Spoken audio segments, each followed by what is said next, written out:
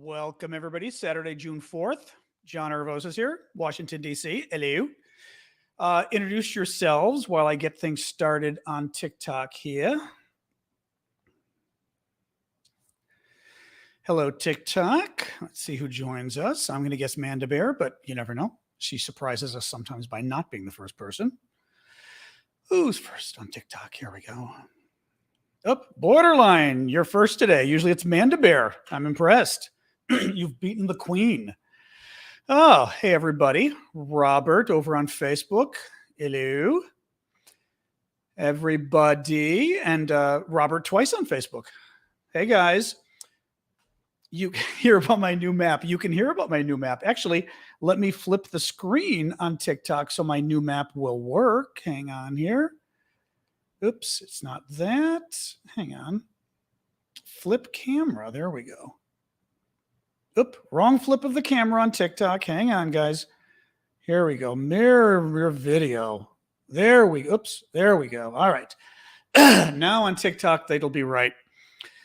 Oh, introduce yourselves, guys. Sasha is right outside my door enjoying the sun because it's sort of a gorgeous, what is it, 80 degrees today probably? Yeah, 80 degrees and no humidity in Washington. So we are loving the weather here. My dog is very happy on my patio.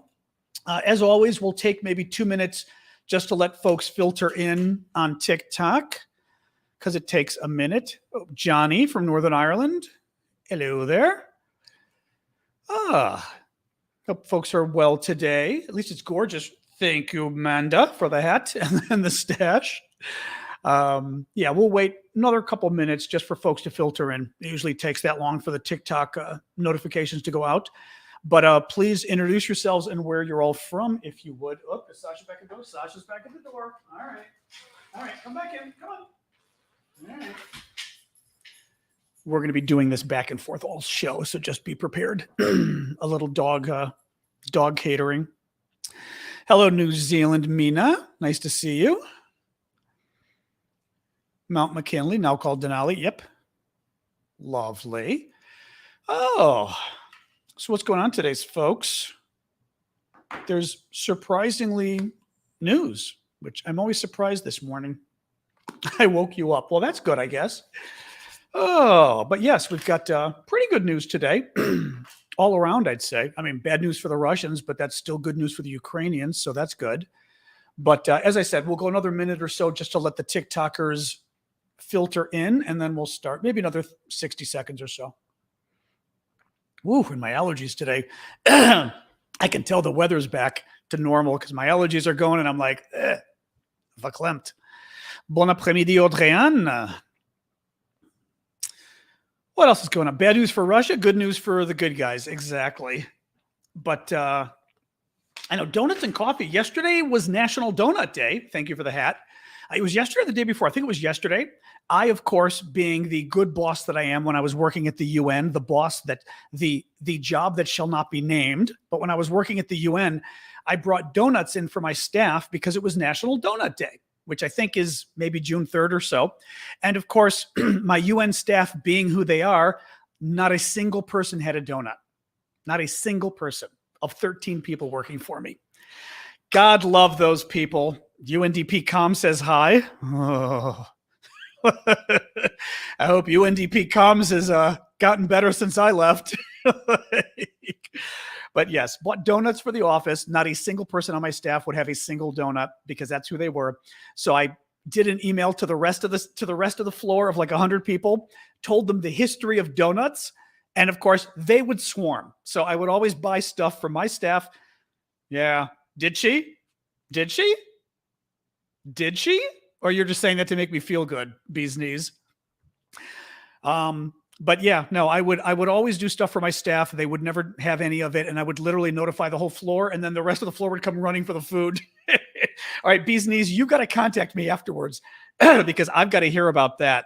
All right, guys, let me hang on here. Oh, it's not letting me add you as a friend. That's interesting. I was trying to add you as a friend, bee's knees, and it's not doing it. Well, you know what? I'll try to save just a picture of your page so I remember you. and I will reach out to you later. All right, guys, let's get started. We've got good news today overall, as I said. Let me do one thing first. Okay, so the way we do this, I always forget because not everybody is with us all the time. We have so many regulars that come here, but I realize some of you aren't regular. I will start with about 20 minutes of the news, and then we'll get into the question and answer period, which we'll do till around quarter after the next hour or so. So that gives us usually a good 45 minutes to do Q&A. And for you to submit questions on TikTok, because TikTok decided to be difficult, they took away the Q&A function that actually was in the live itself, which was so wonderful to have. So what we can do is two things. One, if you get to it, there is a Q&A on my profile page on TikTok. You can go there and enter questions there. And then when we get to the Q&A period, I can just use my cell phone and pull up your questions. Or if you want, we can do them right here. You know, we can do it through the app here with you guys scrolling with the questions. There's just a chance of me missing more questions when they scroll off the screen. That's why I like the Q&A box, but we can do either one. And they're not questions, but I always appreciate when you guys do the funny hats and all that stuff, because as I've told people before, I had no idea that those actually worked as contributions to the creator. They actually give us something when you guys do that, which kind of blew my mind. So you're actually helping the creator in addition to, frankly, I think adding a little levity, which is not a bad thing. And thank you, Unique, or Funique, is it, for that. On YouTube, you guys know how to do it, LinkedIn, etc. Use the comment box to submit questions. And for super chats and super stickers, I will always call those out. If folks aren't familiar, those are the ones you pay for. Super stickers are just like fun things you pay, shows a funny thing on the screen, and it says thank you, basically, for me. Thank you, Allie, by the way, over on TikTok. And super chat is how you can pose a question. You pay for it, it puts it on the screen prettier, and frankly, it's a donation, so I appreciate it. And I always promise I will get to the super chat questions as the next thing, unless I forget, and then the moderators will beat me with a wet noodle and remind me to answer your question. But as I said, I'll get to all of those in the next segment. But if you do super chat questions, we'll get to those immediately because you're being generous and nice. And I have loaded at least the YouTube custom bot. I have loaded with new jokes, so get ready. We've got a bot on YouTube. I wish we had a bot on TikTok. Thank you, Baby Shoe, for the hat. And I'm glad you're back, Baby Shoe. Baby Shoe was one of the people who I got worried about, who said, I can't make your later ones in the evening. So I'm glad. Well, we know you're here for the weekend anyway. But in any case, let me get rolling, guys. So let me give you the recap overall. In other words, the topics we're going to talk about today. The first one is Sievierodonetsk, which is that town in the east where the fighting's going on, and some very interesting positive news from there. Then we're going to talk about the state of the Russian medical supplies for the military. It's horrific. I mean, it sounds like a boring topic. It's horrific.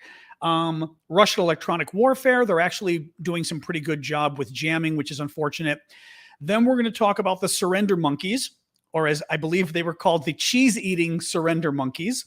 You can guess who they are. And quick mention of Putin's big plan, some news on the foreign fighters, a prisoner exchange, well, a body exchange, not really prisoners, and Russians behaving badly in Mariupol. So let's start with Sievierodonetsk. So this is sort of the big topic that I think is going to interest folks the most. As always, I have my t-shirt map. The t-shirt map. My sister got me a t-shirt that works as a really good. I put it on an old air filter, and it works great. A filter for my HVAC. It works.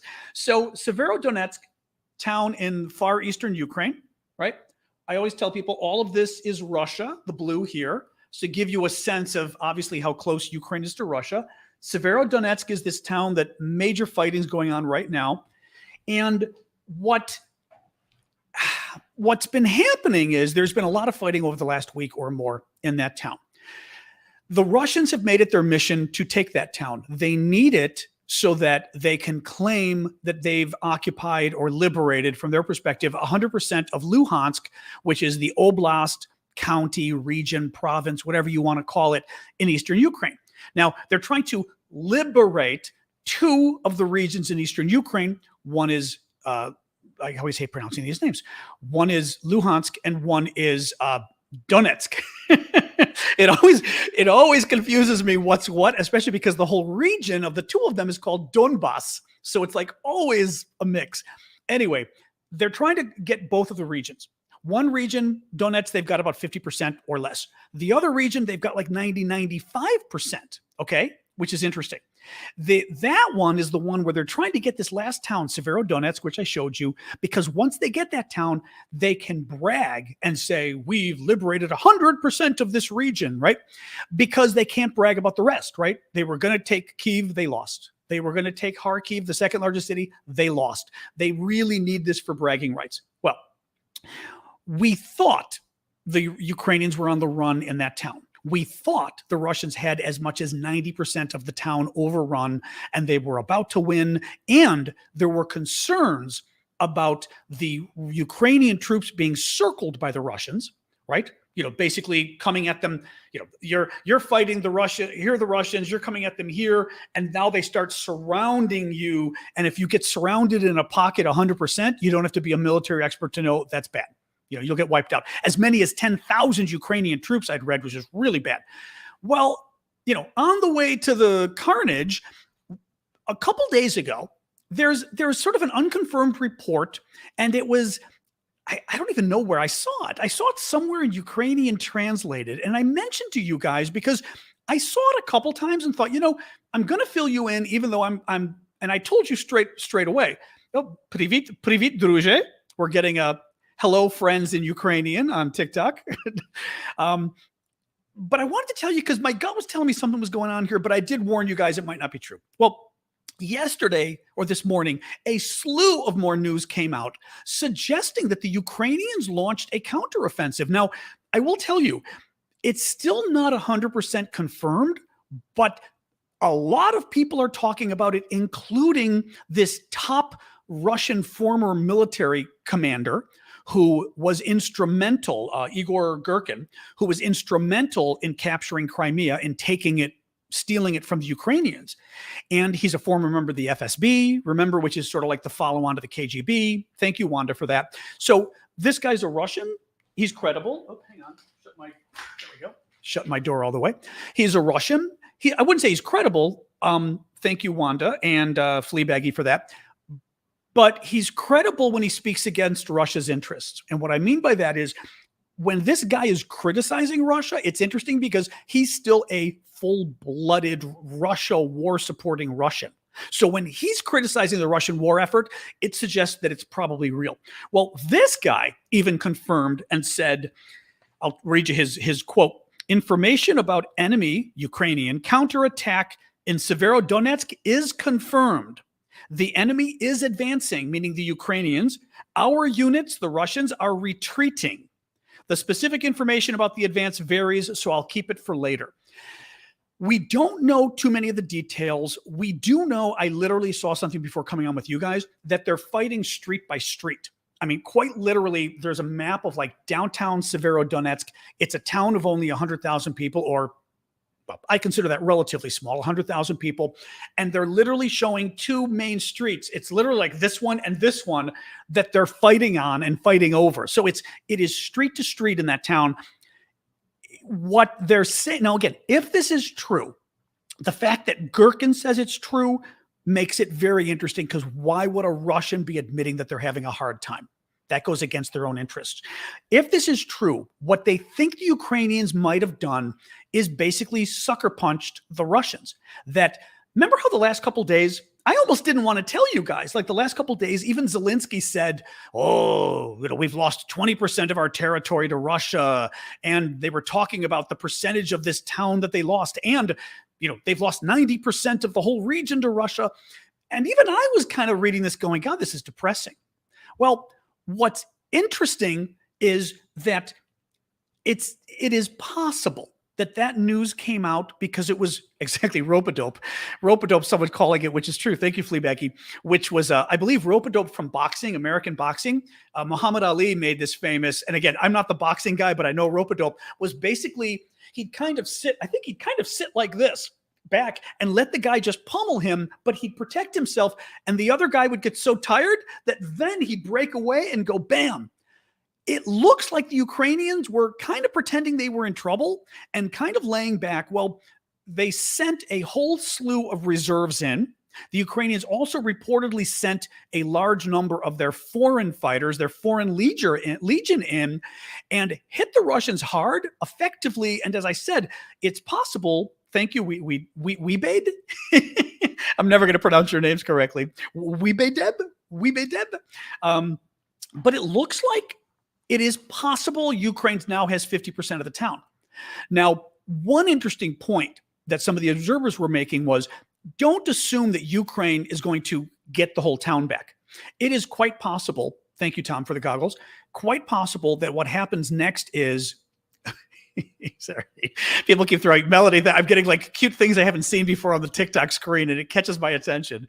Thank you, guys. I appreciate it. Samantha, too. See, the cute thing threw me for a loop there.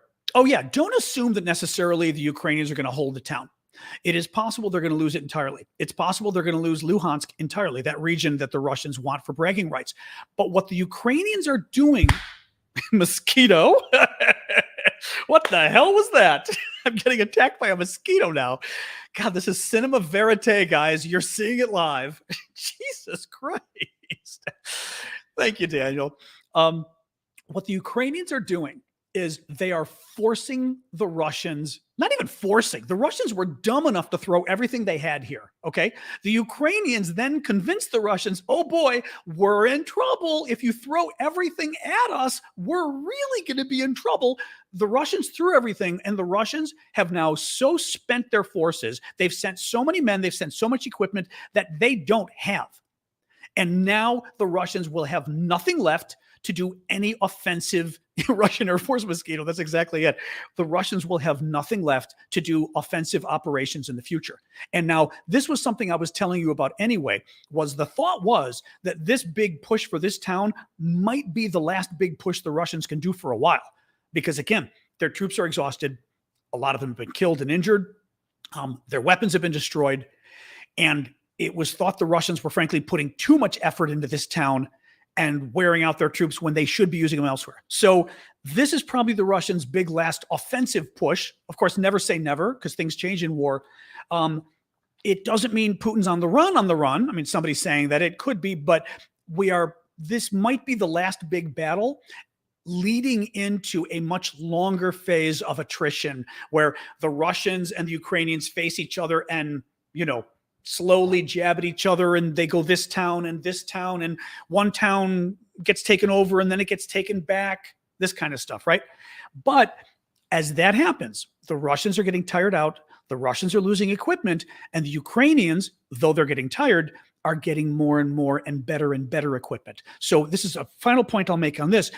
As the Russians are having their equipment destroyed and starting to use, for example, on the tanks, right? They started using these T-62, T-64, T-62, I think it was, tanks, which are like from the 1950s, because their better tanks were destroyed. Well, what's happening with the Ukrainians? They're getting better and better equipment from the West as time goes on. So you see the Ukrainian equipment, I mean, it's getting beaten up, of course, but the Ukrainian equipment's getting better while the Russian equipment's getting worse. So anyway, I think, let me see. That's all I've got on that. Now, on the health issue, this one's really kind of creepy. So a Russian military blogger, I've told you about the Russian military bloggers before, kind of a fascinating phenomenon because they're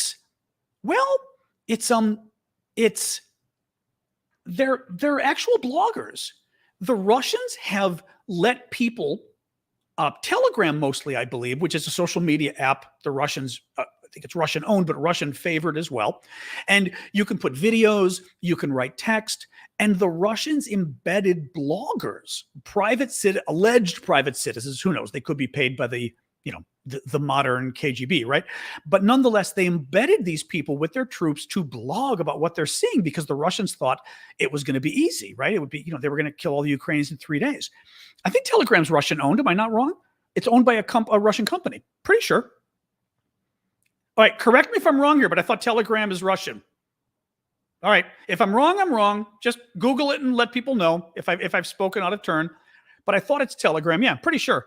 In any case, they've got Russian military bloggers embedded with them. We knew this especially because remember when the Russians were trying to go across those 3 pontoon bridges in the east and the Ukrainians just destroyed them? I mean, destroyed them. Well, the Russian military bloggers were with them, and the Russian military bloggers were furious. Absolutely furious. Yes, everyone is confirming it is Russian owned. I knew it. See, this is what I mean, folks. Be careful with Telegram. I actually had to tell some of my Ukrainian friends.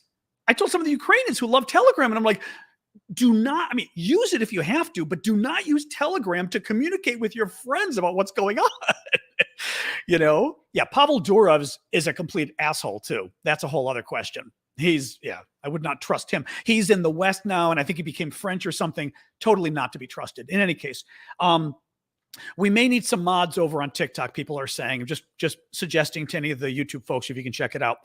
In any case, so they've got Russian military bloggers embedded with them.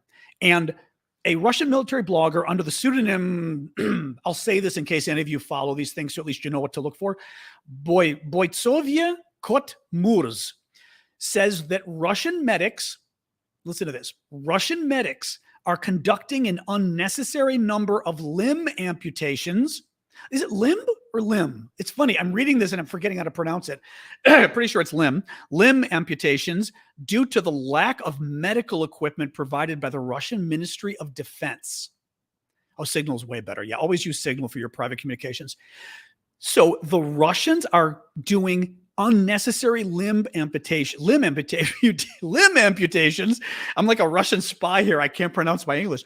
Limb amputations because they don't have enough equipment. They don't have enough field hospitals. They don't have enough medics. They don't have enough supplies. And they're literally chopping off hands and arms and legs when they normally wouldn't have to on their own troops. I mean, I want the Russians to lose, but I read stuff like that and I'm horrified. It's stuff. I've got a little more detail on it.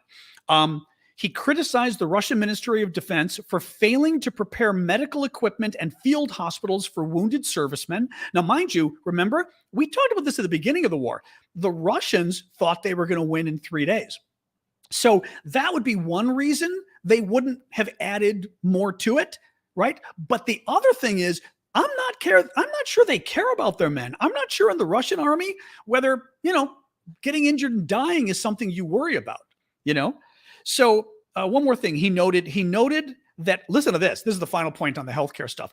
He noted that only Russian infantry that he claims has been defeated. So he says only the Russian infantry, and by the way, the Russian infantry has already been defeated. They're gone, this guy says, had the necessary medical training. So the guys they trained were the infantry guys who are already toast.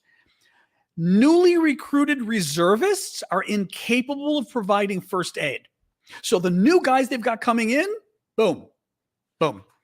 Thank you. You're already, whoever the mod is that went over there, you're already being thanked by the folks on TikTok. So thank you for that.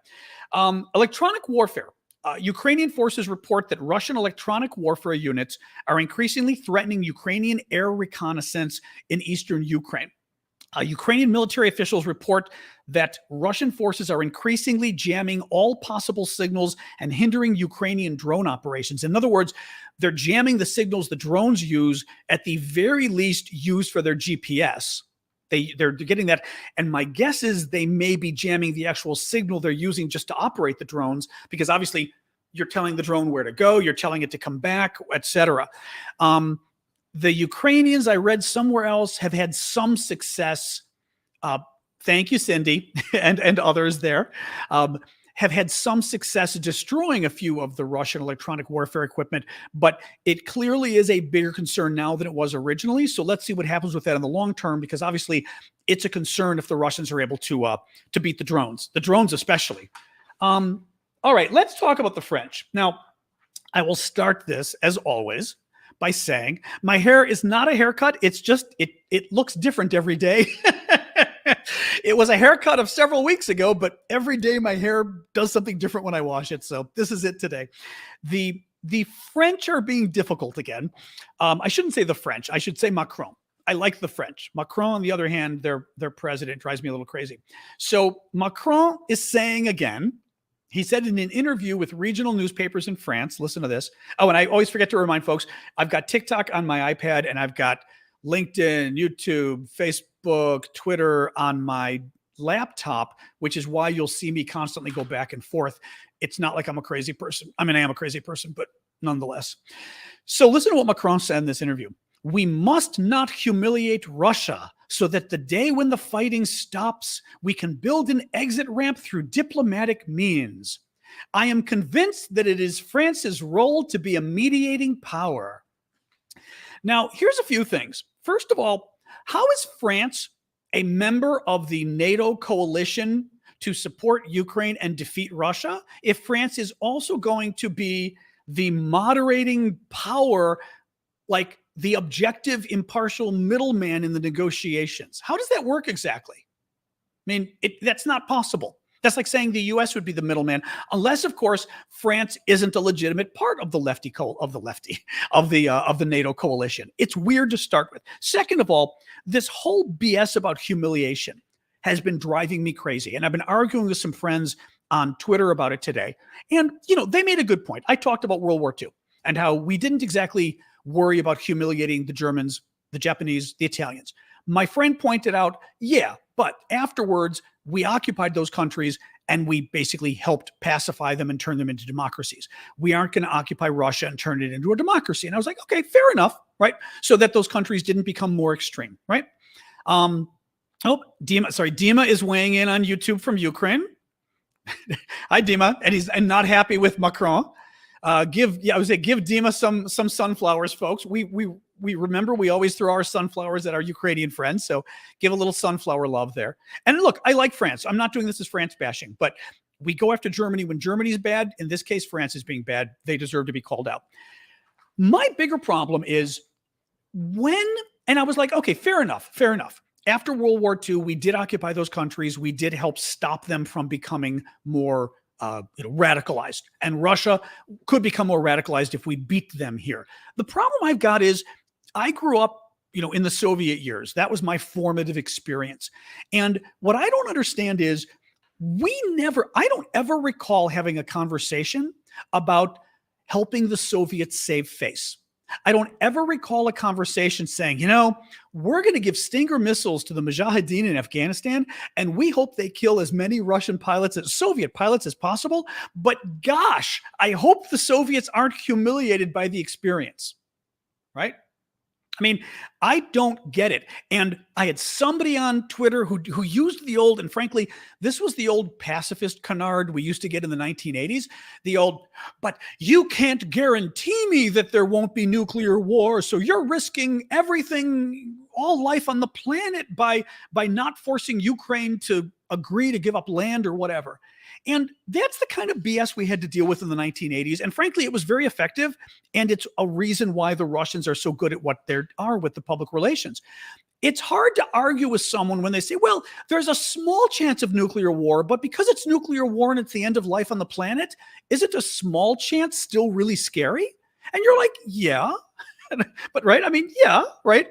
And it enables them to shut down the conversation because they say, well, if there's any chance at all of war with Russia and nuclear war with Russia and all life ends on the planet, then isn't it better just to have Ukraine give away some land? I mean, this is the logic here. And it drives me crazy because just in practical, I mean, we could have a bigger discussion on this even in the Q&A afterwards, because I'm curious to hear what you guys think about this. But I can't think of a lot of historical parallels. Everyone's fixated on World War I. I'm fixated on World War II, and I'm also fixated on the Soviet Union, which is the precursor to Russia. Thank you, Stephen and Daniel, both for that. The precursor to Russia. And as I said, we never worried about humiliating the Soviets. And frankly, anything we could do to make the Soviets less powerful, to make them weaker, was helpful. I don't get this whole thing with Russia. I had somebody else tell me on Twitter too, and I'm telling you this because I think they're interesting points that people bring up. Somebody else brought up and said, yes, but we've never actually, I've got to find this one, because this one I don't mean to knock the guy, but it made me laugh because this is where I think people are not being students of history. Okay. Let me, come on, you evil little iPhone tweets. All right, here we go. His description was, Russia's economy is in the trash. An aging authoritarian dictator. Natural historic Russian paranoia. The world doesn't respect us, fear us, and the military exposed as third rate. They're a larger version of North Korea. And I told him, I said, other than the military being exposed as third rate, you just described the Soviet Union for most of its time. A bunch of old men, a bunch of authoritarian old men. Thank you, Karen, for that. Authoritarian old men who were paranoid at the entire world and afraid they were going to lose it all and had nuclear weapons. And with a horrific economy that kept going through the floor. And that's the Soviet Union. Anyway, I don't want to belabor this. I mean, we can belabor it more in the comments. It just drives me crazy because I don't get it. And it's important. It's not just France, Germany, and Italy. I'm telling you, Biden, there's a bit of Biden in this too. Biden keeps getting better and better in terms of hitting the Russians harder, giving the Ukrainians more of what they need. But there's a certain element of worrying about poor Putin and poor Russia. And my gosh, if we, God forbid, we win. And I don't know where this came from. And I don't know where it came from. Like I said, in terms of where we were before, I mean, when did we ever worry about beating the Russians and beating the Soviets? Oh, I'm sorry. The other point somebody made was, but Putin's crazy. He's crazy and he's dying. And I'm like, Putin's not crazy. What's the expression in English? We say crazy like a fox, right? Putin's crazy. Putin's convinced everybody he's dying and he's crazy and he's all swollen and he might push the button. Why would he push the button, right? Because he's dying. Putin wants to be the next czar. Putin wants to be the most famous czar in Russian history. He reunited the empire. He got great, Slava Ukraini became part of Russia again. Well, it was always part of Russia from his perspective, right? Putin does not want to have a nuclear war that wipes out the entire Russian population. That would not go down well in the history books. He wants a prosperous Russia to eat all of its neighbors. So he's not going to nuclear war. I mean, yes, nuclear war can happen. That is a fact of the nuclear age. But it is something that up until now, and I'll stop with this, but again, it pisses me off. Up until now, most of us did not accept the nuclear age as meaning we better give Russia everything it wants, or it's going to be, we don't want to make them angry. We don't want to make them disappointed. We don't want to humiliate them. And the final point here, which actually, it's interesting because some writers with The Economist and some others, Wall Street Journal, were weighing in about this who cover Russia and defense. And the Economist guy basically said something to the effect of, the problem with the logic of we don't want to humiliate Russia is short of, I'm going to paraphrase here, but short of Putin getting all of Ukraine and absorbing all of Ukraine, anything could be spun as a humiliation. Putin wanted the whole country. If Putin only gets a third of the country, that's a humiliation. He was going to get rid of all the Enzis, right? He was going to get rid of Zelensky. I mean, anything is a humiliation. In any case, very annoying. There was a little mention somewhere, but I had told you guys about this the other day and then saw it mentioned, and I thought I might as well bring it up for you. Putin's big plan. It said Russia is deliberately seeking to create high prices, so inflation worldwide, mass hunger, we know that, and a new flow of refugees to destabilize Europe, which was a point I raised yesterday. And it's something just to keep in mind, because what worries me is all of this stuff, the hunger internationally, the hunger in Ukraine certainly, but the hunger internationally is part of the plan. He wants the people in North Africa and the Middle East to die, and the ones who don't die flee and cause a massive refugee crisis in Europe. That would be great. It's politically destabilizing. People would rise up. People would get upset. People would say the war did it. Who knows? But Putin, I don't see anything that would make Putin want us to, for example, even getting peace. Why would Putin want to give that up? If I were Putin, I'd say, this is great. This is a great tool to destabilize the West. I want as many refugees as possible. Screw Ukraine. Let's just keep the Ukraine thing going for a while if I can keep making more refugees. I just don't see it in Putin's interest to resolve any of this. But in any case, 4 foreign fighters were killed in Ukraine. The International Legion of Defense of Ukraine wrote on their Facebook page that 4 foreign fighters from Netherlands, Australia, Germany, and France died in Ukraine fighting. So bad news. I mean, good for the 4 of them for volunteering, of course. Ukraine and Russia did an exchange of dead soldiers, which was good. The 2 countries swapped 160 soldiers each, their dead bodies, on June 2nd. So that was kind of nice. I mean, nice, there was interesting to see there's any kind of cooperation. Two very short little things. The Rusification of the territories continues in Mariupol. And now that I got my map, I can show you Mariupol again. So Mariupol all the way down here. Okay. Remember, Sievierodonetsk is here. Mariupol's down here. Kherson, Odessa, Kyiv, Kharkiv. So Mariupol up down here. In Mariupol, the Russians have taken books written in the Ukrainian language are being taken out of the school libraries. So anything written in Ukrainian, gone. They brought in 5,000 Russian textbooks instead. They've canceled summer vacation so that all the students now are forced to study Russian all summer instead of having vacation. And they've set up passport centers in Kherson and Zaporizhia. Again, two of the regions. Let me show you. As I said, Kherson over here and Zaporizhia up here. So here's Kherson, here's Zaporizhia. Again, they control much of that. And they're trying to give the locals Russian passports to turn them into Russians. Now, actually, the funny aside, or whatever you want to call it, the partisans are ramping up, which is good. These are the local citizens who are fighting back. So that's great news. They actually the partisans openly called for the passport centers to be burned down. So they've sort of put out a fatwa on the passport centers, which was pretty cool. But what is interesting is how everything Russia is doing is genocide. Everything Russia's doing is trying to wipe out the Ukrainian people. And the irony is, it's exactly what they accused the Ukrainians of doing, which the Ukrainians weren't doing. They claimed they were wiping out the Russian language among Ukrainians and their culture and everything else. The Ukrainians weren't, the Russians are. The final little point, and I'm pointing this out just so you guys could check yourselves. I Googled for DC, where I live, Washington, DC, and it's fine. But Zelensky has called on U.S. mayors, and I would say mayors worldwide, since you guys are around the world, to end their sister city agreements with Russian cities.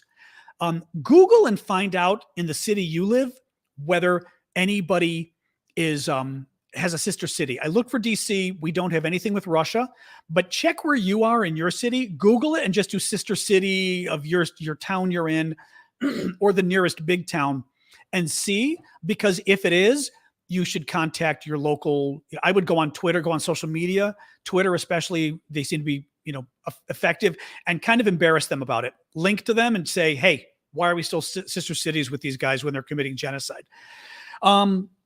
That is it for today. We'll do the recap. We do the recap later. So I won't do the recap to start with. Hold on, I put numbers on my pages so I know where I am. And we can jump in with the questions. And I hope you guys like the jokes. I have new jokes in my bot popping up on LinkedIn, or not LinkedIn, on YouTube. BBC reported a Ukrainian jet full of weapons was shot down. They didn't have much detail. I did not hear about it. I mean, at some point, things like that are going to happen. I haven't heard about it, though. But, I wouldn't be surprised. I mean, it's going to happen. Now, the thing is, God, I mean, the U.S. at one point, I forgot how many flights a day we were sending in. It was something like, I don't even remember if it was the U.S. was 8 flights and the Allies were sending in 11, but there was something like 20 flights a day coming in. So, I mean, if that's the number of flights coming, thank you, AEL, I'm going to call you. If that's the number of flights coming in, one flight isn't going to ruin everything. I mean, obviously it's bad, and we don't like the idea of people on the flight getting killed, obviously. But anyway, that's the deal. So, oh, hang on. Somebody's writing something interesting from Facebook. Martin DeYoung. Hey, hold on. Let me read you guys, since not everybody can read everything. I sort of read cross platforms here. From the UK, Coventry, which has voted to suspend its 80-year connection with Volgograd, joins at least 8 other UK councils, United Kingdom, in severing twinning arrangements with Russian cities in protest of his invasion. Canterbury remains twinned with Vladimir, 100. Oh, that's interesting. 120 miles east of Moscow. Although it looks like this article, Martin, might be from March 23rd. So maybe there's been an update since then, which would be nice, you know. But yeah, do check on that. There was a report, Susan, that Putin was losing his eyesight. I don't know if that was the one from Christopher Steele or not. You know, the thing is, we just don't know enough of what's going on with Putin. I mentioned the other day, Newsweek quoted 3 intelligence officials saying that supposedly Putin did have cancer surgery recently. It was for advanced cancer, and that there was an assassination attempt in March. But, was there? I mean, we don't necessarily know. There might be. Let me look and see if you guys haven't hit the Q&A. If not, I will just go and just scroll through the questions. But let me see if by chance you hit the Q&As on here. Q&A. You do have some. How does Russia justify holding areas outside the Donbas region, and do you think they'll hold it? Well, justify, schmustify. I mean, how does Russia justify genocide? I mean that seriously, though. They don't care. I will say their argument they had many arguments. Remember, they were coming into Yahtzee is the word we use instead of the Nzs because we're trying not to run afoul of the filters. But remember, they were going to de-Yahtsify Ukraine because they said Yahtzees, neo-Yahtzees were running the country. And that first Zelensky himself was one. And then when they found out he was Jewish and had family members who died in the Holocaust, etc., then it became, he's controlled by the Yahtzees, right? So they're claiming the entire country is run by these people. They also claimed on a recent Russian TV broadcast I saw, they claimed that there are 2 million of Ukraine's 43 million people. 2 million of them are Yahtzees, Nzs. And therefore, they're permeated throughout the entire society and the entire government. If that's the case, then you've got to clean up the entire country. They're not just in eastern Ukraine. Eastern Ukraine has the good guys. Those are all the Russians, they claim, right? So this is how they justify it. The final way they justify it is Putin's already said, Ukraine is this is their argument. Ukraine is part of Russia. It has always been a part of Russia. It has never been an independent country. Russia created Ukraine, they claim. That's a bunch of BS. And therefore, why would they have to justify going in and cleaning up their own country? That's what they're claiming Ukraine is. It's their own country. So that's the arguments they give. I mean, in terms of will they hold it for Donbas? The only thing that worries me with Donbas, which is the combined 2 eastern regions, again, the eastern regions more or less over here, is Ukraine's been fighting the Russians there since 2014. And the Russians have been financing terrorists there, separatists, but they're not separatists. They're terrorists that the Russians have been funding. The problem with it becomes, and again, you'd have to deal with some of the people who know on the ground better, but Ukraine's had a hard time getting them out of there up until now. So I don't know whether Ukraine can entirely get the Russians out of the East because they haven't been able to date. But, we hope. I mean, I think what you're going to see is that same long-term war that's happening all over the country. You're going to see the Ukrainians getting better weapons, and they're going to start pushing the Russians further and further back. So they may be able to push them out totally. It's all going to come down to, will the West keep supporting them? Right? Will the French cause enough trouble to somehow force Ukraine to concede or something? I don't know. Nicolina, are the sanctions affecting the oligarchs? Probably depends. I mean, I'm just thinking anecdotally here. We know a lot of their boats have been gone after, and that's a big deal because the oligarchs like their boats when they go to Nice and Monaco and everywhere else. I mean, the UK. I think some of their boats. Actually, was it Putin's boat? That big honking boat that the Brits grabbed. So we know that they're being inconvenienced by their boats being grabbed. One guy's wife was recently sanctioned because he was so afraid of his money being, frozen or taken or whatever, the oligarch. And when we say oligarchs, we mean basically corrupt Russian billionaires who are close to the government. He was so worried about his money being taken by the sanctions that he put his money in the name of his wife. So I don't know if it was the EU or who. Hey, Kumar from Barcelona, good to see you again. Whether it was the EU or the European Union, but they sanctioned the guy's wife the other day to get him. So, beyond that, it's hard to say, because remember at the beginning, we saw a couple oligarchs speaking out, like one or two.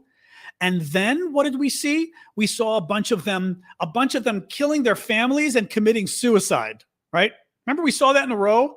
There were like, was it 6 or 8 of them who maybe not all of them, but a lot of them killed their wife and child and then committed suicide. Remember, in Spain and all these other places. I wondered when I saw that, if that wasn't Putin's way of saying, okay, we've got 2 oligarchs who have already spoken out. They need to shut the F up. Let's kill a couple of them. Because you couldn't see Putin going, go out and kill 6 of them and make it clear that we did it to them, and all the other oligarchs will shut up. And I think that's what happened. I think he killed them to tell the other ones to shut up. So I'm sure it's affecting them, especially since they like living abroad and everything. Remember, they can't even use credit cards. That was one of the concerns that good Russians had, like the journalists who were fleeing the country. They couldn't use their credit cards abroad, So clearly that's affecting the oligarchs too. But I agree with you, though. I'd love to see an article that goes into way more detail about that, actually. Raggedy Android. In relation to other leaders saying to cede land for Putin to knock it off, wasn't that the same thought Ukraine had about Crimea in 2014? Why aren't these other leaders seeing how well that worked? Sure. I mean, one thing that I think I'm forgetting now if the guy's, I think he's Wall Street Journal, interesting reporter.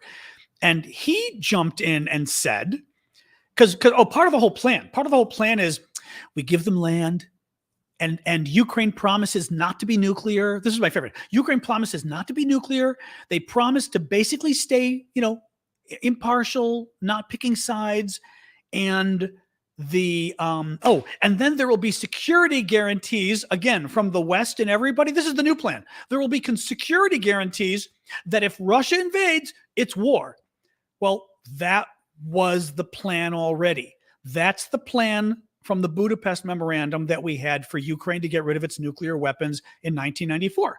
Ukraine inherited a big hunk of the Soviet Union, that is, nuclear weapons, 5,000, 6,000 or so nukes or so. In order to give them up, nuclear promised to give them up. Ukraine, I used to call them Nukraine, which I liked. That's the way I mix my words. Nukraine, nuclear Ukraine. Ukraine decided to give the weapons up in exchange for a promise from Russia not to invade, and a promise from the UK and the US to protect Ukraine if the Russians did invade. Well, the Russians invaded in 2014, so that promise wasn't kept. UK and US didn't declare war. That promise wasn't kept. And then what happened? Mind you, 2014 then was yet again, like Raggedy Android's just saying, well, we gave Russia land. Wasn't that enough to guarantee peace? No, it just simply brought Russia back for more. So it didn't work. And my final point here too, though, is all of these peace agreements, like Italy's and everything else that people keep coming up with, are based on this premise that Ukraine will get security guarantees from Russia and from the allies. Why should Ukraine trust Russia? Forget it. Russia will invade whenever it wants to. Why should Ukraine believe that we're going to go to war over Ukraine when we've already made clear we're never going to war over Ukraine? We're never going to war over Ukraine. I mean, Biden made it clear the other day. So,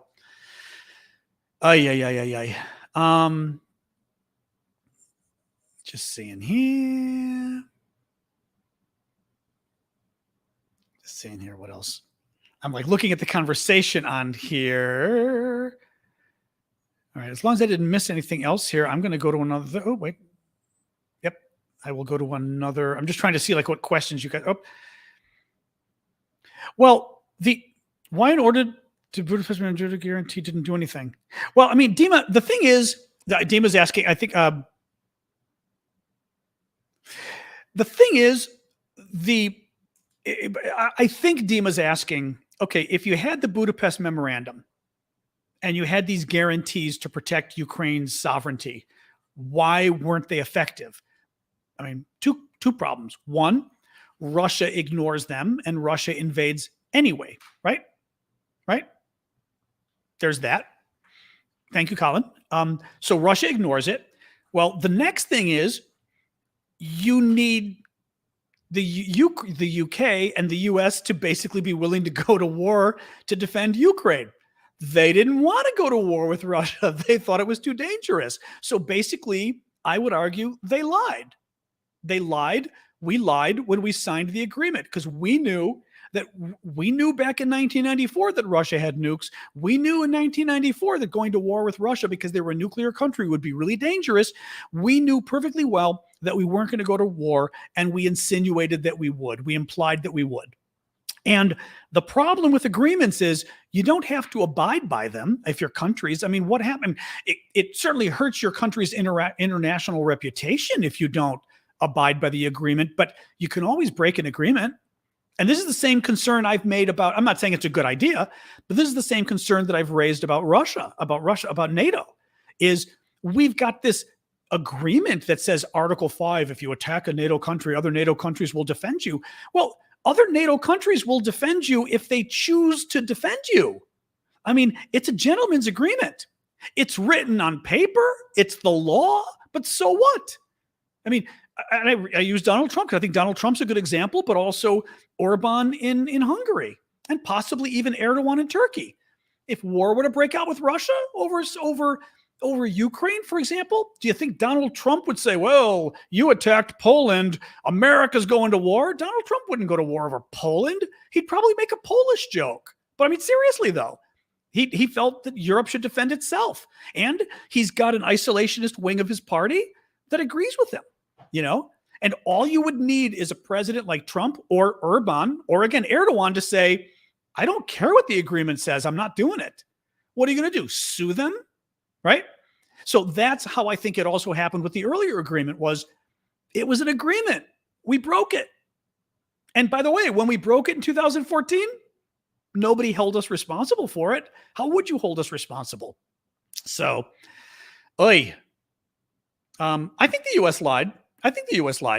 Thank you, Crusher and User for those. I think the U.S. lied. I think the U.S. and the U.K. both lied. Robert's asking, does Ukraine still have an air force? In principle, yes, because the air force wasn't destroyed. It wasn't destroyed. It's still being used. Thank you, Patty, for that. It is still being used. We know that Russia was not doing very well with its air force. It has done more with its air force now in eastern Ukraine. And what I was reading this morning even said that the attacks with Russian artillery and its air force have done a really good job softening up what's going on the left, on eastern Ukraine, right?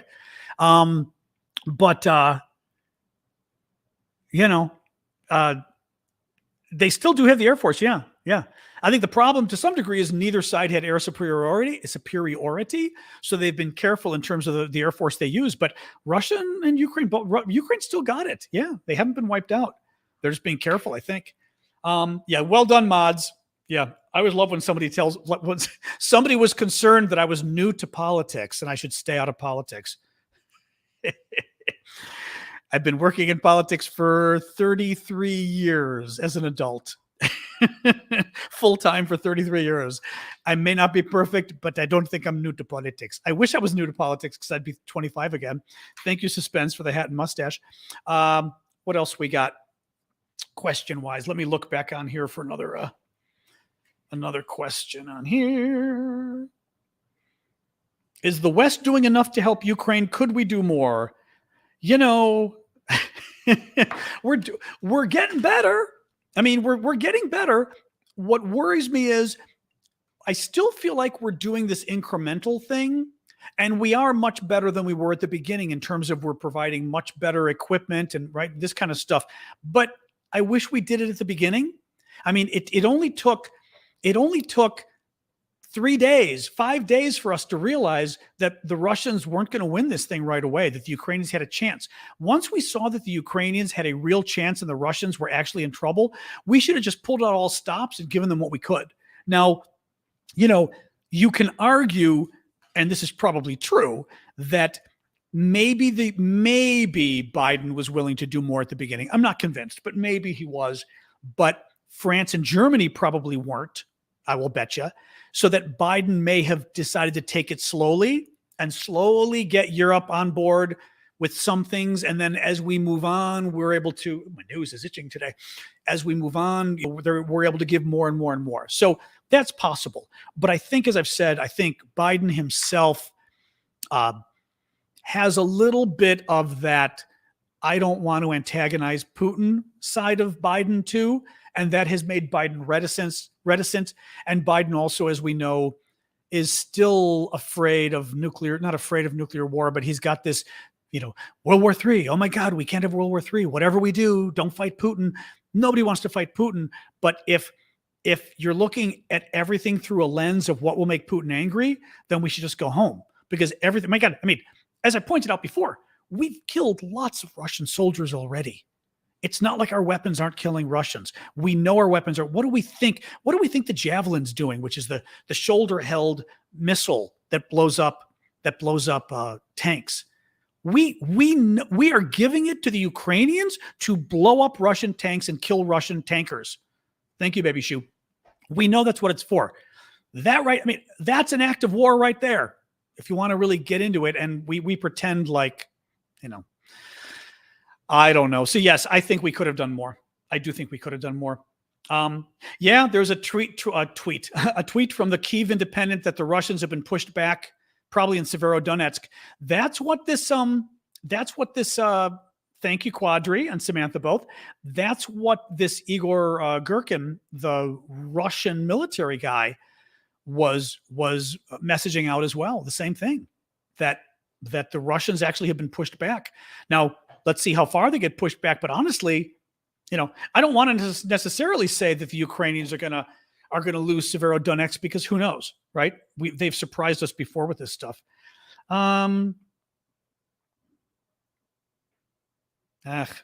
North Korea being an idiot towards Hawaii, I'm not surprised. North Korea is just going to continue being a danger no matter what at this point.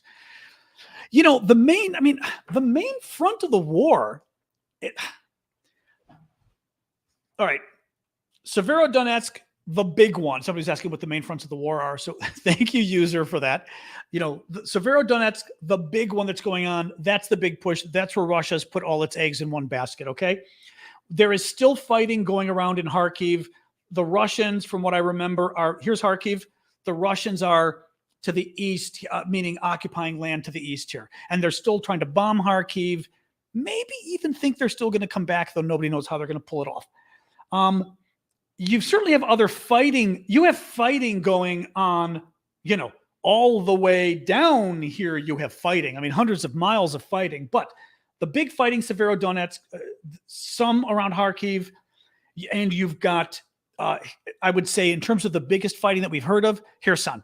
That's where they had the big counteroffensive the other day. And they were able to push the Russians back. 20 villages or towns the Ukrainians got back. And I just read this more. I didn't mention it because it didn't seem like a big deal, but it mentioned this morning, it said that the Russians were not able to push back effectively. So they weren't able to push the Ukrainians out of the various little towns they got. And as I told you before, here in Kherson, the Ukrainians now control some land right across from the major highway the Russians need to reinforce their troops. So at least for right now, it's good. Thank you, Quadri. I'm going to call you Quadri. Oh, quadriplegic's wife. Okay, I hadn't seen that. I'll still call you Quadri. What else? What else? There's lots of little things. I'm just trying to go back and forth here. You guys see, people are still having, people are having their chat on there. Well, let me see here. What do the Ukrainian supply lines look like? I don't know. Thank you, David and Run 4. I've not heard. Now, the thing is, my guess is we may not be, thank you. We may not be hearing about the Ukrainian supply lines for the same reason we don't hear a lot about Ukrainian troop deaths. Because, well, they don't want the world to, well, not they and we both, right? Because we're all in this together. They don't want people to know where the supplies lines are, how they're doing, whether the Russians have bottled them up, whether they haven't. Whereas on the Russian side, we want people to know. So we were happy to talk about the satellite photos of what remember the long 40-mile long Russian supply line, all that kind of stuff. So I will say this, Oh, I don't see the nonstop. Oh, now I do. See, I don't see the like. Sorry, real quick. People were saying the likes on TikTok. When my screen is to the right, it hides the likes. I can see on the very top of the screen 120,000. Thank you very much. But I don't see the little hearts on the right when I try to make my screen bigger so I can see your comments. So anyway, but I do thank you guys for that. Thank you, Adelina. What was I saying about the I don't remember what we were saying. I was answering one of your questions and I'm spacing out now. The drone Lithuania got from Ukraine, nothing else new on it. We just know that Lithuania raised 5 million euros or $5 million for a drone, and that the drone company, in all of its kindness, said, you know what, we're going to, now that you've raised the money, we're going to give you the drone for free. And you can, well, the company had suggested using the money for humanitarian aid. The Lithuanians turned around and said, you know what, let's buy more missiles for that drone. Because the missiles cost possibly a couple $100,000 or a couple €100,000 each missile. Very expensive. So that's the latest on the drone, which is great, you know. So that's been very, very good. We will name it this week. Oh, that's cute. Oh, a Lithuanian says they're gonna name the drone this week. That's very cute. That's very cute. Not sure what's up with them. Johnny's asking, what about the Chechens and Ramazan?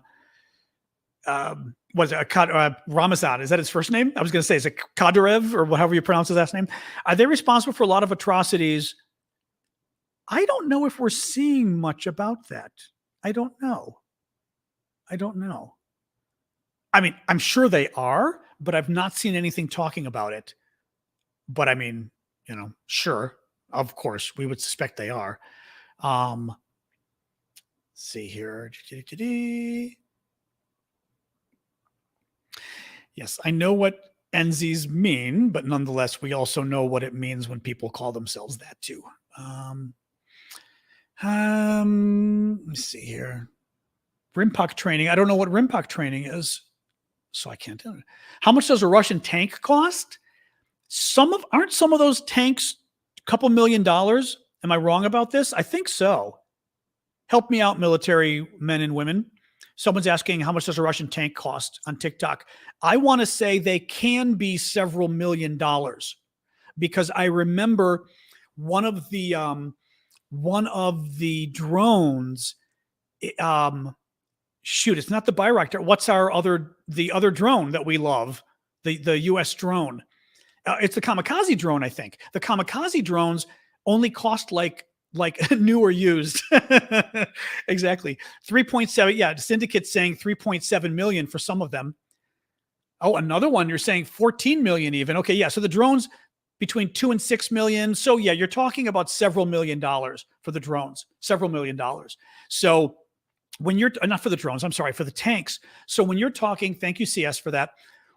When you're talking about using, for example, a $10,000 kamikaze drone, a Switchblade drone, to take out a piece of equipment that's worth several $1 million, imagine the cost benefit of that, right? Syndicate's saying, for example, a Russian T-72 tank is $1.2 million or euros. I mean, the euro dollar exchange rate's pretty close. So yeah, it's a couple million for sure either way. Brian, oh God, what's Medvedev doing now? Used to be such a good man, or at least we thought so. Russian, what is he, former Prime Minister Dmitry Medvedev threatens to strike Western cities if U.S. missile systems is used to strike inside of Russia. What a pathetic posturing from a desperate country that is clearly losing. I couldn't have said it better. No, I mean, I just, you know, the thing is, they've got France and they've got France clearly. I'll stop saying France. They've got Macron freaked out. They've got Schultz freaked out clearly. They've got Draghi in Italy starting to get freaked out.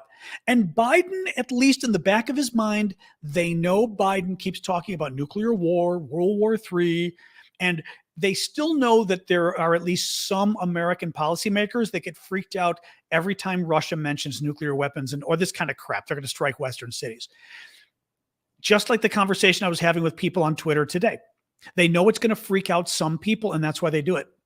So, I mean, they're being pathetic, but it's also they're being very smart with their patheticness because they know they're freaking out some Westerners who will eventually freak out our government to think, oh, the Russians, right? But I mean, but yeah, it's just stupid talk. They're going to hit our cities. Really? Really? Really?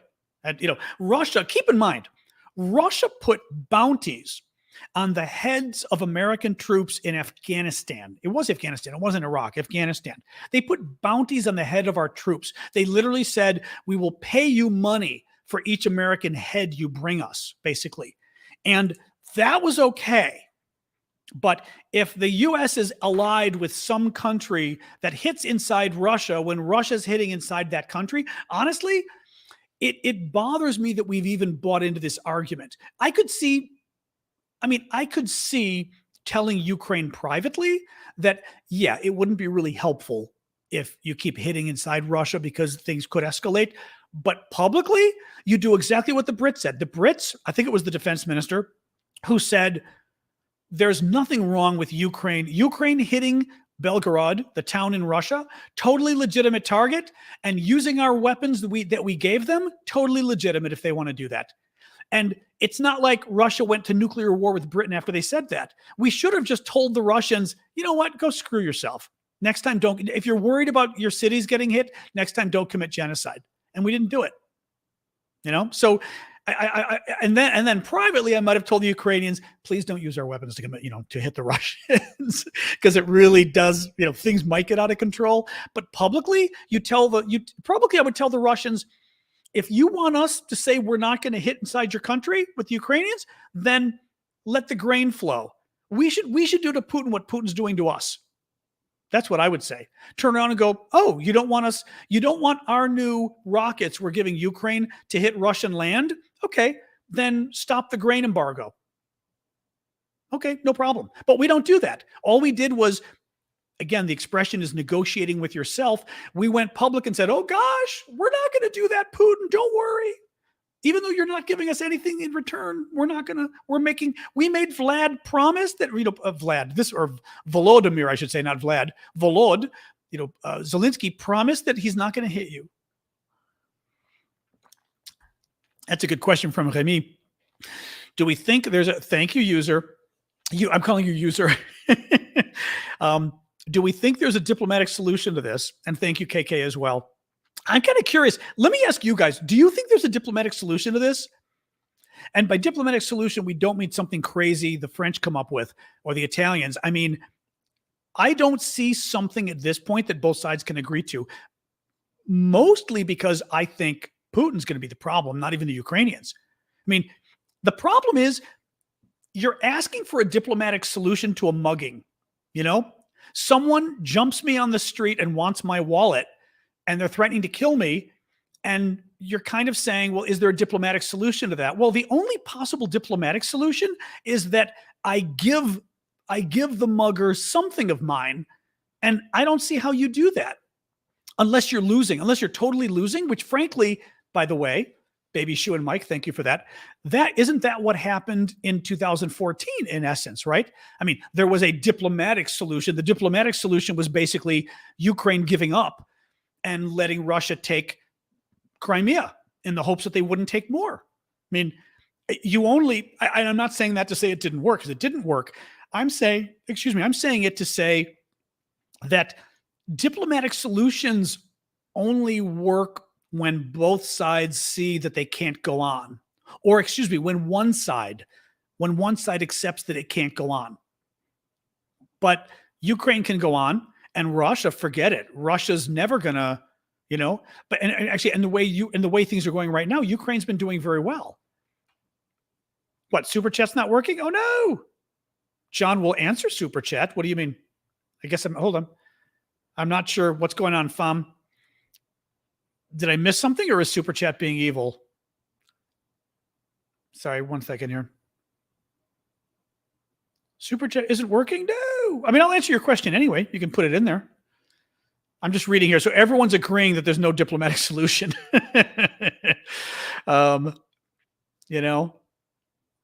Yeah, I'm just looking here to see. Yeah, everyone agrees. No diplomatic solution.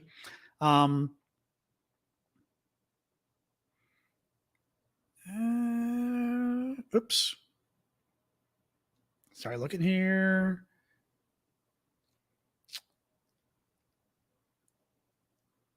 Yeah, Tina or whomever, put your question there.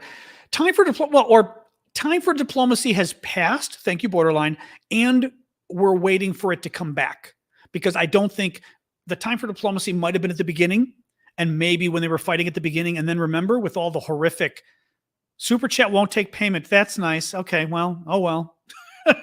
I appreciate it anyway, guys. That's really freaking annoying. That is so annoying. Okay.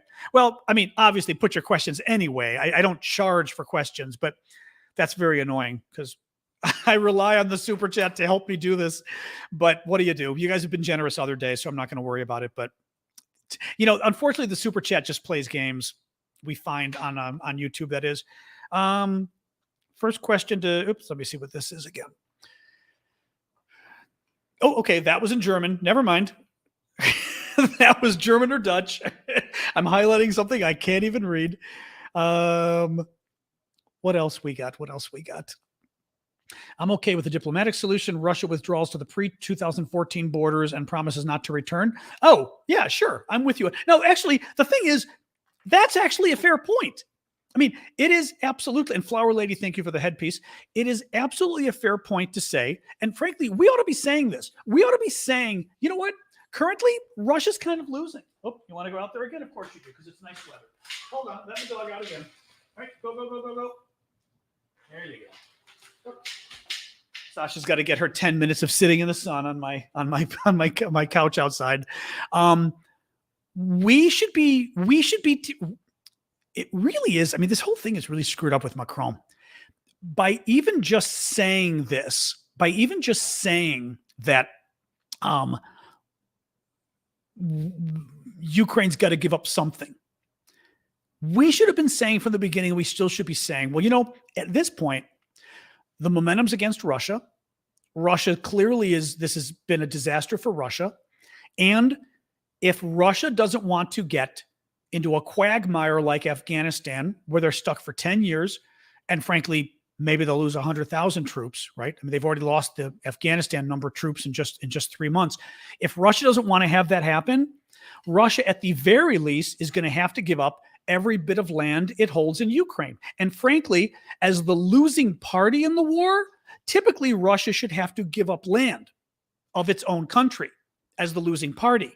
But because we're being such good sports, we're going to compromise and let Russia only go back to its own territory and give up all the land it stole from Ukraine. But I mean, that's not a crazy thing to say, and it's not unreasonable, but we should be saying, no, you don't get it, Russia. They should be invading you. They should be taking your land. The town of Belgorod, Russia, should be part of Ukraine right now. But it's not happening because we've told them not to. And we haven't given them the weapons. But if we'd given them the fighter jets and everything else they wanted, and the longer range rockets, they could take Belgorod. I mean, I'm making it up that they could take Belgorod, but you get my point. But that's what's so bad about what the French are doing, and sort of the French approach to this entire thing. Now, funny question. I mean, somebody's asking, does Crimea want to be reunited with Ukraine? The problem you've got there is, define Crimea. I believe I read that the Russians brought 700,000 Russians into Crimea once they occupied it, because they're trying to Russify it. So all of a sudden, if you kick all the Ukrainians out and bring a bunch of Russians in, I mean, how do you say, does it want to be back? As far as I'm concerned, it's like you stole my dog. And after 5 years, you go, well, does the dog want to go back? You stole my dog. You know what I mean? Like, it's mine. Or not even dog, but my TV, my bank account. You stole my thing. This is Ukrainian land. It doesn't matter what the polls show, especially since the polls are going to be now skewed anyway, because the Russians thank you, Baxter, because the Russians imported all their own people to screw up the polls. So, what is your opinion about movement of Russian troops and military equipment on the border of Western Ukraine. Can it be a new front line? I'm not sure what you're talking about. I mean, Western Ukraine. Are we talking about Belarus and all that stuff going on?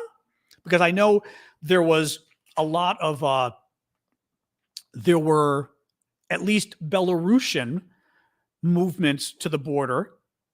I don't know whether you're talking about Belarus though, because Belarus was moving things to the border. They set up a command post or something. They also moved equipment and things to the border to fortify the border with Ukraine. Again, Belarus on the super T-shirt map. So Belarus is going to be this blue area right here. Okay, make sure we can see. Yep, this blue area, and the Russians, Russia here. Russia came. One of the ways Russia invaded was coming through Belarus, which is their ally. So maybe that question is referring to that. Don't know, but I still think the Belarusians are faking. They're faking it. The Belarusians are doing it so that Ukraine has to move men to the border just in case, and that way it stops them from fighting the Russians elsewhere. That's my guess. Oh, that's annoying. Interesting. How bizarre, Femme Fatale. That's totally bizarre. Sorry. I like my map. Don't criticize my map. I kind of like it. I considered getting a real map, but think about it, guys. Think about this. Where are you going to find a map that you can see this easily? Because the problem, think about Google Maps. When you look at Google Maps, everything's gray.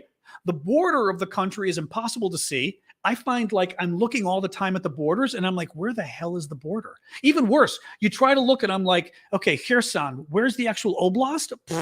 Like, I mean, it's not on here either. But if anything, this is way easier to see, I think, because I thought about getting a map and printing it, but it's going to be like a gray map.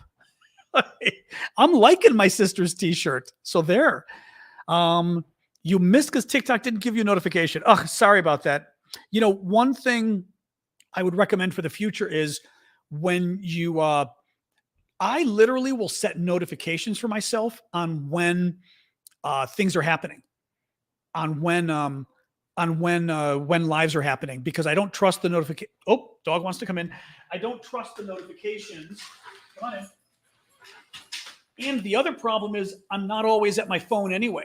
So if my phone tells me one of the lives is happening on TikTok or YouTube or whatever, I'm not at my phone. So anyway, I do that. Tomorrow we're doing 2 p.m. Eastern time again. That's 8 p.m. Paris time. We're still going to talk a bit longer here, but so make sure you do that. You know, I would say save yourself the thing.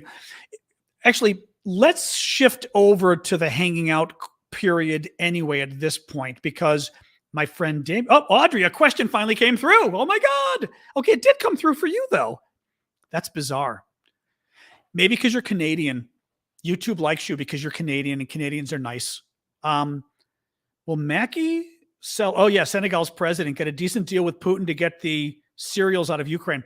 Yeah, this Macky Sall, I didn't know his name, I believe is the head of the African Union. So he's representing Africa, met with Putin yesterday or the day before, I think yesterday, and was talking to him about, interesting, yep, was talking to him about the grain embargo and that Putin was stopping all the grain from being exported from Ukraine. It's going to cause famine, Canadian privilege, exactly, causing famine in North Africa, cause famine in the Middle East. And I mean, I don't think there was any resolution of it. What Putin, the problem is there's a couple things here. One, Putin wants to be paid for it. Putin's not going to do it just because the Africans want him to. He wants to be paid. He wants to be paid by the sanctions being lifted or something like that, for starters. The second thing is Putin wants there to be famine. He wants there to be refugees. He wants people starving in Africa and the Middle East so that they get on boats or go by land and not invade, but they, swarm Turkey or swarm Italy and Greece and cause all the political upheaval that was happening last time this happened with Syria. So if I were Putin, I'm not sure what's the incentive to stop me from doing this. Why not? Why not? Oh, this is funny. Like suddenly now the now my super chat questions are working. I was just telling you guys, my friend Damien is coming in like 12 minutes, but we can go until then. But he's coming in 12 minutes so we can walk Sasha, since it's a nice day today. Since it's beautiful weather and not humid. But that's funny. Maybe it's working now finally. Too funny. What will the longer range missiles that the U.S. will be sending to Ukraine be used for? Will they send them into Russia? No, they're not going to use them to go into Russia because we made them promise they won't use them to go into Russia. The thing is, I was reading about this the other day. I'm trying to remember some of this. One of the things that was really good, for example, was, and this was a map, not my map, but it was a map I was looking at, for example, and it was showing like Kherson, okay? Let's assume more or less you can see there's a river here. I assume this is probably the continuation of is it the Dnipro? I forget the river, but the continuation of the river here. More or less assume that the Russians control south of the river. I mean, in principle-ish, it's not 100%. What they let you do, they were showing, for example, I'll try to get my pen and make sure it's not on. It was showing one of these systems, let's say it's here by the Y in Mykolaiv, okay? This system, for example, it was showing could potentially go all the way here. In other words, it could get a huge portion of occupied Kherson could be reached by this missile system that is in free Ukraine. It's in unoccupied Ukraine. So the new system means you can be much farther away, obviously, and hit targets farther away, but you can literally hit a good portion of the occupied territories. So it makes it you more dangerous and safer for you to hit them, because what they were saying, for example, was it would be very difficult for the Russians to hit them back, to hit these weapons, unless the Russians use their drones. So their drones might be able to hit them, but otherwise difficult to hit them. Jennifer, I probably missed your question. What was your question? Let me see here. I'm looking here. Does anybody have Jennifer's question for me? Or Jennifer, you know what? Write your question again. I don't see it. Oh, here we go. Here we go. Syndicate found it. Okay. Hang on, guys. If Russia wanted Ukraine so much back in 2014, why did it take them so long to come back? I don't know. That's a good question. That's a good question. It was kind of stupid of them, too, to a degree, because in 2014, Ukraine was a much weaker country than it is today. You know, Ukraine, and actually Yulia came on and talked with us about this a few days ago. Ukraine spent a lot of time and money and effort from 2014 onwards. No, Iraq was that's not true. Whatever. I like when people say invading for oil. Oil's important. But I don't get why the Russians didn't go for everything right away. And frankly, they should have in retrospect, because Ukraine was just much weaker militarily back then. So I don't get it. I don't know. And I don't know why it took them so long to wait. But I guess like you're doing a calculation, maybe the Russians at the time thought we can get away with this, but if we take more, we'll be in trouble. I don't know why for some reason the Russians now thought it was time. Also, think about this too. What was happening at the same time the Russians invaded? We had just announced that we hadn't just announced, but we were finishing our withdrawal from Afghanistan. And I always remind people, this was, first of all, Iraq and Afghanistan, two big promises to get out of. Iraq first, then Afghanistan. Afghanistan was a deal brokered by Donald Trump. It was a deal, though, that President Biden decided he wanted to adhere to the deal. So, yes, it was Donald Trump's deal, but Biden owns it as well, because Biden could have said no, right? So both presidents decided, forget both presidents, America decided we were pulling out of Iraq and pulling out of Afghanistan because we were tired of 20 years of foreign war. Thank you, Annette. What a great time to go invade Ukraine and take it over, because America doesn't want to be involved in another war. So I think that had to be a big part of Putin's motivation, was sitting there and going, what's America going to do? They just spent 20 years funding war in two countries. You think they're going to fund another war now? No way. No way. So that's my guess. That's my guess. Oh, thank you for that. Oh, you set up a link. Look at you. Thank you for that. Yeah, very annoying, the super chat thing. Oh, what do you do? I mean, it's okay. I appreciate you guys. Remember, no, we should say the super chat function doesn't work unless you're Canadian. It has good taste. Thank you, Kreiders. Although I will say, TikTok has been effusive today with all the cute little images and things. So I appreciate you for doing that, TikTok. You're making up for the fact that YouTube is screwing me on the super chat today. Oh, it is annoying though, all these things. But that happens. The weird thing with the super chat also is that a lot of times it just happens that that one person can't super chat, which is also very strange. Like everybody else is fine. All right, let me look at the questions here. Otherwise, guys, remember, Damien's coming shortly, and then I'm going to have to hang up within the next 5 minutes here. Let me look at the Q&A here. I'm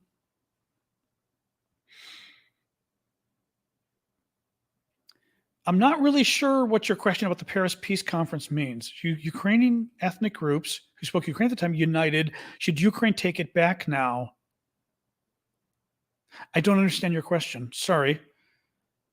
If a long-range missile is fired into Russia by accident, what'll happen? Nothing's going to happen. Nothing's going to happen. And I disagree about that, about the pronunciation of Ukraine. We're saying it in English. On that one, I don't agree. You can say it either way, because it's not even correct anyway. It's like saying Paris, it's Paris. But I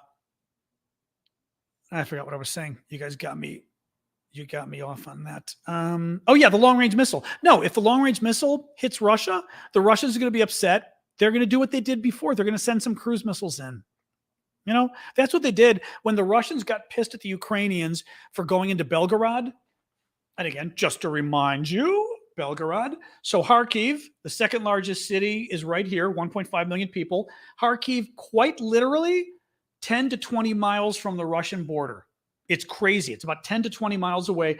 And then you go 10 to 20 miles in from the Russian border. Right there is Belgorod. Belgorod is a Russian town that is a major supply center for the military. You've got major supply routes coming through from there to the east where the Russians are fighting. And it's the town where the Ukrainians blew up the oil depot. The Ukrainians blew up the ammunition depot. They blew up like a railway bridge. They kept blowing it up. It's anyway. So, I mean, they've done it before. I think if they do it again, and in response, the Russians got pissed and sent a bunch of cruise missiles. I think it's the same thing. Syndicate saying Russia took over parts of Ukraine and called those parts a part of Russia. Can Ukraine technically use those long range? Oh, that's good. Russia took over parts of Ukraine and called those parts a part of Russia. Can Ukraine technically use those long-range missiles to hit those cities? Well, first of all, they can anyway. They can, CAN, because it's Ukraine anyway. So we're not recognizing, the Donbass or Luhansk, if it's just one province, as being Russian. So there's no problem. And I mean, and no one in the world, like Crimea, no one in the world recognizes it as being Russian. So it wouldn't be considered hitting Russia. The Russians would claim it, but people would tell them to go screw themselves. So that's interesting about Arlington. Well, anybody in Northern Virginia, Arlington County, sister city is Ivano-Frankivsk, Ukraine. Oh, that's good though. I'm sorry. I was going to say, I know Ivano-Frankivsk, but that's Ukraine. So we like that. Too late for a diplomatic solution? I mean, I think so. I mean, too late at this point. It's too late for a diplomatic solution and too early. Maybe there could have been one at the beginning, although at the beginning, again, how do you diplomatically resolve the fact that somebody wants to mug you? Somebody wants to kill you. So at the beginning, what was Ukraine supposed to give up more land? I just don't know how you do that. Now, if they can beat Russia, then you can have a diplomatic solution because you can say, okay, we're going to put a border between the two of you. Russia, you lost. You get no say in what Ukraine does. But NATO and the EU have already made clear, Ukraine isn't joining anytime soon anyway. And frankly, that's right. Russia should be giving up land, and at the very least, Russia should be giving up reparations. Russia should be paying Ukraine at this point. And that electricity joke cracked me up. I just have to say. All right, guys, it's 3:28. Actually, I should see, though. Damien may be, let me see Damien's ETA. Because if he's not almost here, then, and then I've got to get some food with him too. I'm starving. Maybe we'll get an empanada. Oh, I'm hungry. Oh, man. Kick their criminal butts back to Moscow. Exactly. Yeah, let me do the recap. Good point. I hadn't done my recap yet today. So, recap, top stories today. Sievierodonetsk is the big top story, which is the fight in the east. I will say this, I've been posting jokes on YouTube that the bot throws out. So from time to time, the bot just throws Soviet jokes out. And the joke was, this one may take a second. The joke was, what did the Russians use to light their homes before they started using candles? Electricity. See if you get it. I thought it was kind of funny. It's a sanctions joke. In this case, it's a sanctions joke. In the old day, it would have been a Soviet joke about how bad the economy was going backwards. But currently, it would be a sanctions joke. So it's an ouch one. That's exactly what it's like. Ooh, that is kind of a good one. What did they use to light their homes before they started using candles? Electricity. You could almost do it with food too. Like what did the Russians used to eat? What did the Russians eat before they only had, whatever, any case. So anyway, Sievierodonetsk, there is a lot of chatter, and I will leave it as chatter, meaning we're hearing a lot. We don't know for sure, but we're hearing a lot of news suggesting the Ukraine, and even a Russian source suggesting, I almost said Republicans, Russian source saying that the Ukrainians have launched an offensive that actually pushed the Russians back in Sievierodonetsk and that town in the east. The Russians have lost territory there. The Russians may even be encircled. They've lost a lot of men and a lot of equipment. And whether Ukraine does or doesn't win the battle for the town, it has really set Russia back so that now Russia is pretty much out of luck in terms of attacking anywhere else in Ukraine. Russia's going to have to go on the defensive now. The Russian medical military preparedness is so bad that a Russian military blogger says that an unnecessary number of limb amputations are taking place on Russian troops because of the lack of medical equipment provided by the Ministry of Defense. So they're literally amputating the arms and legs of Russian soldiers who, if they simply had given them the medical equipment that they should have had at the front, they wouldn't lose their limbs. That's how bad it is. The Russians have been more successful with electronic warfare lately. They're taking down Ukrainian drones, which is a threat. So that just came out. So we'll see what happens with that story. French are cheese-eating surrender monkeys. The French are once again, I shouldn't say the French, Macron is once again talking about we must not humiliate. This is literally, I was joking and saying we must not humiliate Russia. The quote is literally, we must not humiliate Russia. I was joking calling it that. Macron is freaking out again because he really wants us to be nice to Putin, because if Putin's angry, you won't like him when he's angry. Putin's big plan is to create inflation worldwide, cause mass hunger, and cause a lot of refugees to flow into Europe to cause political instability. 4 foreign fighters were killed in Ukraine from Netherlands, Australia, Germany, and France. The Ukrainians and the Russians did do an exchange of prisoners, of dead prisoner bodies of dead prisoners. They exchanged 160 soldiers, which is good. And the Russians are continuing to try to commit their genocide of wiping out the Ukrainian culture. Ukrainian language books written in the Ukrainian language have been removed from school libraries in Mariupol. And again, just to remind you guys, Mariupol all the way down here. This is still the east, but down here. So they've been removed Ukrainian language books from the schools, and they've brought in 5,000 textbooks in Russian. Kids' summer vacations were canceled, and they're forcing the kids to study Russian now, Ukrainian kids, so their classes will be in Russian in the future. And the Russians have set up passport centers in Kherson and Zaporizhia, just as one more step of trying to Russify the region. And finally, Zelensky called on U.S. mayors to end their sister city agreements with Russia. And I was mentioning that it might not be a bad idea for everyone out there to check what sister city agreement your town might have with Russia.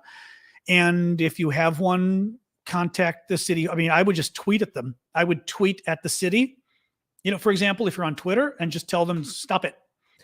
You could always make a phone call too if you like that kind of thing. Oh, I'm tired. Sorry, I'm getting hungry again. I ate. I sort of had. Well, I ate earlier, but now it's like 3:30, so my hunger's kicking in, and I've got some sourdough that I'm going to be making later and then cooking tomorrow. Sister city means basically, I'm not sure what it accomplishes, but there are these sort of brotherly maybe sisterly relationships that cities enter into. So like Washington, D.C. will often pick cities that are the capital of a city abroad. So we would pick Paris, we would pick Beijing, you know, the capital, and have a sister city relationship. And usually it means some kind of special cultural ties. It's never been clear to me what sister city actually does in a pen pal. Yeah. It's not clear to me what sister city does in practice, but that's what it is. Coming into the building now. Okay. Damien's coming into the building. I'm going to sign off with you guys. We are doing 2 p.m. Eastern time tomorrow. So same time. I will put up a notice shortly so you can save it on your screens, but maybe put it in your calendar. 2 p.m. Eastern time, 8 p.m. Paris time on Sunday. We will continue this chat, and I'm going to hang up because otherwise my dog's going to freak out as soon as Damien gets to the door, and it's just not fun. All right, guys, I will see you tomorrow. I'm hanging up on YouTube. Hopefully we'll get the super chats fixed tomorrow, or YouTube will, but I appreciate you guys trying at least. And mods, thank you very much. And Syndicate has always helped me too.